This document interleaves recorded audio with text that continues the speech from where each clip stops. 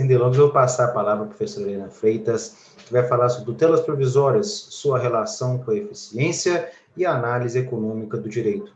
A professora Helena é mestre e doutoranda em Direito Processual pela PUC Minas, professora dos cursos de pós-graduação do IEC PUC Minas e do CEDIM. Ela também é advogada. Professora Helena, a palavra está com a senhora. Boa tarde, pessoal. Boa tarde a todos e todas.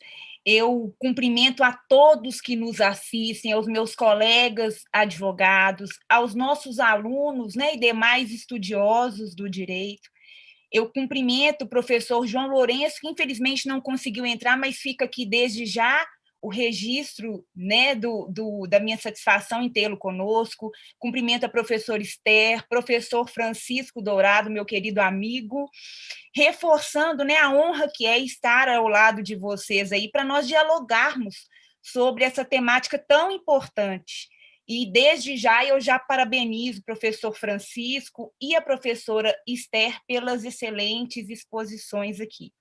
E quero externar também os meus agradecimentos à Comissão de Processo Civil da OAB, na pessoa dos professores Bernardo Câmara, Fernanda Alvim e Guilherme Lage, que têm feito um trabalho impecável, colocando a OAB à frente dos debates mais vanguardistas e arrojados acerca do direito processual civil em Minas e no Brasil, rompendo aí todas as fronteiras, né? Eu agradeço também à OAB Minas, na pessoa do nosso querido presidente Raimundo Cândido Júnior, o Raimundinho.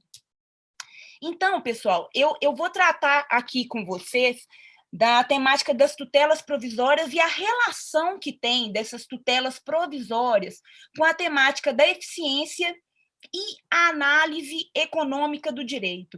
Eu estou aqui acompanhando, né, as exposições dos colegas desde cedo e eu fiquei observando, eu falei, gente, em quase todas as exposições eu ouvi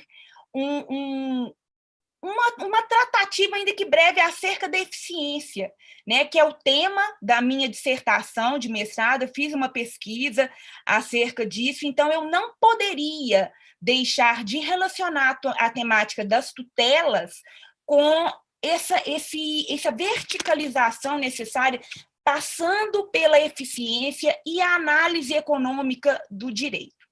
Então, bem, mas, então, voltando aqui a dizer, eu dizia a vocês o seguinte, que eu parto de uma perspectiva teórica do processo como garantia de direitos fundamentais, né, vincada na observância do modelo constitucional de processo, que vai assambarcar a observância do contraditório, ampla defesa, imparcialidade dos julgadores, para que haja, então, a necessária fundamentação das decisões como resultante, lógico, discursiva de todos os argumentos e provas apresentados pelas partes no processo. E é isso exatamente que vai conferir legitimidade a essas decisões que serão proferidas. Então, eu vejo que, com relação especificamente às tutelas provisórias, a tutela de evidência é a que nós precisamos aqui agora verificar com um pouco mais de cuidado. Isso porque, em alguns pontos, o Código de Processo Civil de 2015 acabou promovendo uma possibilidade de abertura decisional, de discricionariedade, sobretudo quando o Código prevê que poderá ser concedida a tutela de evidência independentemente da demonstração de perigo de dano ou de resultado útil do processo, quando houver uma tese firmada em julgamento de casos repetitivos ou de súmula vinculante. Então, o problema aqui me parece muito próximo ao problema que nós observamos na formação e na aplicação, por exemplo, dos precedentes, né? Como já foi aqui muitíssimo bem explanado pelos professores Cristina Mota, pelo professor Alexandre, enfim. Essas razões de decidir e os fundamentos determinantes são muitas vezes obscuros e não são pautados em uma discursividade que vá nos levar a, de fato, obtermos ali uma decisão embasada nos moldes do que se preconiza no Estado Democrático de Direito. Então, a professora Esther disse isso, e eu concordo, que nos falta uma procedimentalidade voltada para esse tratamento das tutelas de evidência. E digo mais, voltada à diretriz processual democrática, que, por óbvio, deve observar as garantias processuais que eu já mencionei aqui: contraditório, ampla defesa, imparcialidade dos julgamentos, a fim de que sejam elaboradas decisões fundamentadas e legítimas. Então, o que nos parece certo, dentro de uma matriz processual democrática, é que a nenhum pretexto se pode permitir a mitigação a direitos e garantias fundamentais, nem mesmo sob o pretexto de busca da eficiência. Há uma ode ao eficientismo a qualquer custo, e isso não é possível. E o que se observa é que, sob esse discurso da eficiência, que vem evocado no Código de Processo Civil de 2015, houve uma série de mitigações a direitos e garantias fundamentais do processo. A exemplo, né, do nosso singularíssimo sistema de precedentes, assim como a tutela de evidência, que deixa de prever, portanto, uma sistematização pela via do devido processo legal, colocando a simples e superficial evidência como diretriz de uma desprocessualização do direito. Então, nós temos aí uma jurisdição sem processo, como muito bem, gente, escreveu o meu amigo Francisco Dourado na obra dele, né, que é intitulada Tutela de Evidência, Teoria da Cognição e Processualidade Democrática, que, para quem não conhece, inclusive, fica a dica aí de leitura dessa obra brilhante do professor Dourado. Então, ele trata também, e eu concordo, que essa supressão da cognição sob o argumento de busca de eficiência, na realidade, um discurso eminentemente estratégico e voltado ao entendimento dos ditames neoliberais, econômicos e eficientistas, e assambarcados por uma metodologia chamada análise econômica do direito, ou law and economics. E é sobre isso que eu preciso conversar com vocês aqui agora. Na realidade, eu preciso começar falando da eficiência, que é esse conceito altamente sedutor, que veio pautando as discussões em todas as reformas legislativas, que podemos também chamar de reformas estruturais, né, que vêm ocorrendo no Brasil, sobretudo desde 1998. Esse conceito de eficiência ele foi incorporado à Constituição a partir da Emenda Constitucional 19, de 98, que consagrou, então, a eficiência como princípio e meta da administração pública.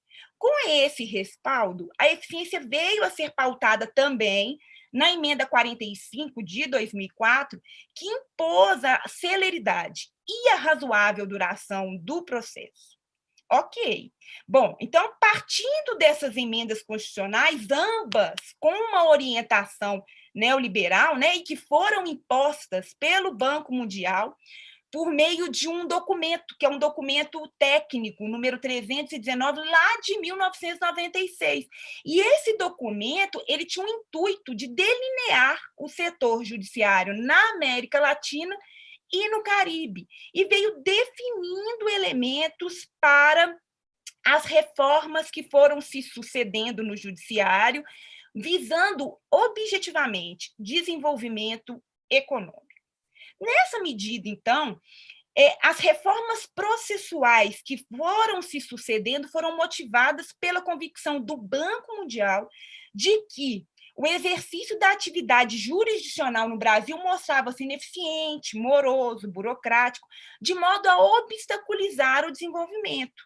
Então, nesse discurso de crise do judiciário, a eficiência foi incutida no nosso sistema jurídico de uma forma muito violenta e virulenta mesmo, com o objetivo de atendimento do mercado, sem se perquerir se esse eficientismo proposto seria alicerçado ou não em observância de direitos e garantias fundamentais, ao contrário. A eficiência vislumbrada pela ideologia neoliberal, ela busca uma celeridade, uma redução de custos para o mercado, visando assegurar uma mitigação de riscos negociais. Então, pessoal, essas reformas processuais que acabaram, em alguns pontos, claro que não em todos, mas em alguns pontos, acabaram por inobservar direitos e garantias fundamentais, acabou demonstrando em alguns pontos essa falta de aderência ao preconizado pelo Estado Democrático de Direito. Eu trabalho com a hipótese de que a eficiência ela precisa ser um conceito que se acopla à jurisdição e não ao processo, porque o processo eu o entendo como garantia de direitos fundamentais, né? Isso é que dá ao processo contornos democráticos. Ou seja, supõe-se que, a partir de uma fundamentação constitucionalmente adequada das decisões, possa haver um ganho de qualidade e de eficiência no exercício da atividade jurisdicional a partir da diretriz traçada pelo modelo constitucional de processo. É claro, gente, que a eficiência ela vem incorporada dentro do nosso Código de Processo Civil de 2015 como norma fundamental, ela está lá no artigo 8º. E eu preciso ler essa eficiência como norma fundamental, mas sem que esse discurso de eficiência sirva como um arcabouço para que haja um acoplamento da doutrina neoliberal.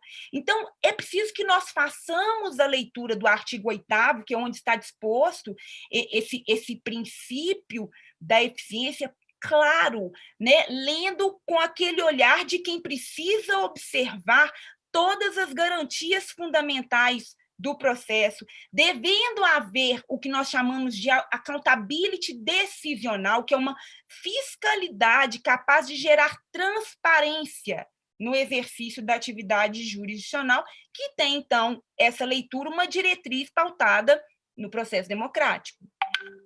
Mas essa eficiência, pessoal, ela vem incorporada, né, no Código de Processo Civil, e, na verdade, de uma forma geral, ela tem uma concepção muito polissêmica. E ela vem de uma matriz da ciência econômica. Há um tratamento da eficiência também que passa pelo estudo dentro da ciência da administração, e há um aproveitamento oportuno, e que eu também aqui chamaria de estratégico, pela metodologia do Law and Economics. E esse Law and Economics é uma metodologia que foi criada dentro da Universidade de Chicago, nos Estados Unidos, e declaradamente tem sido aplicada no Brasil dentro dos nossos tribunais e vem sendo a orientadora, inclusive, das reformas legislativas pelas quais temos passado aí, e muitas vezes para esse atendimento da doutrina neoliberal.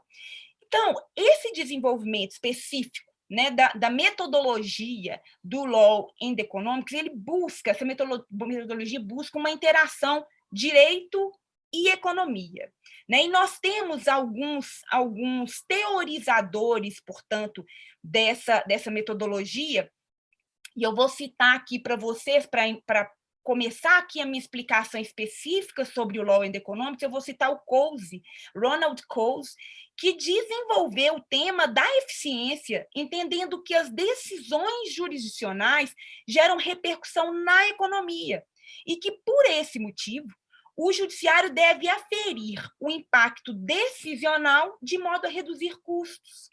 Na mesma linha, Richard Posner também coloca a eficiência como critério para a formulação de decisões jurisdicionais e indica, né, que os julgadores devem aferir critérios para aumento de riqueza, para aproximação do sistema jurídico a critérios de mercado. Ou seja, o Posner vai ainda sustentar que a interpretação e a aplicação do sistema jurídico devem ser orientados por essa busca de eficiência, que, para ele, quer dizer um critério de maximização da riqueza segundo critérios e interesses de mercado.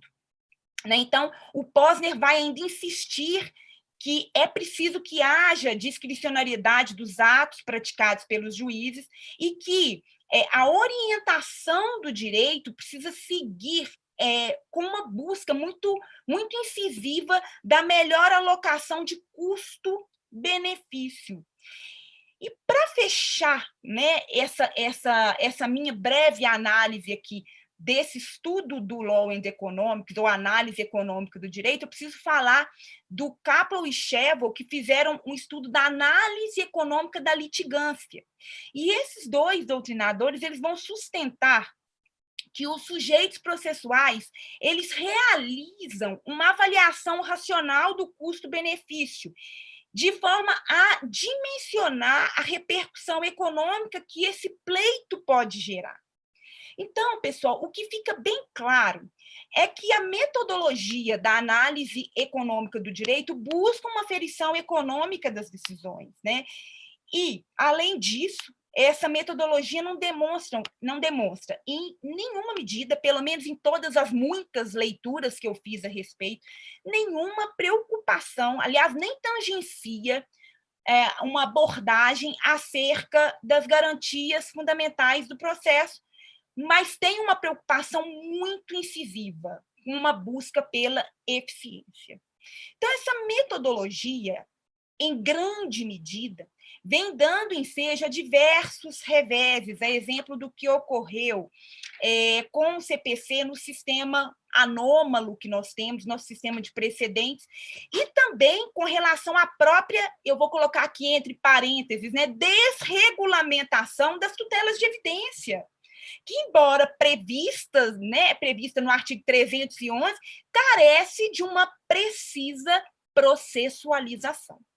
Né? Então, desse modo, o que eu venho sustentando é que nós devemos buscar o desvelamento desse conceito de eficiência, que é, de fato, muito, muito sedutor, né? Mas se nós precisamos ressignificar esse conceito, aliando o conceito de eficiência, que é norma fundamental do processo, e há essa previsão no artigo 8º, assim como há essa previsão constitucional, mas nós precisamos ressignificar a eficiência a partir da leitura dos princípios constitucionais de uma forma geral, a partir da perspectiva do Estado democrático de direito.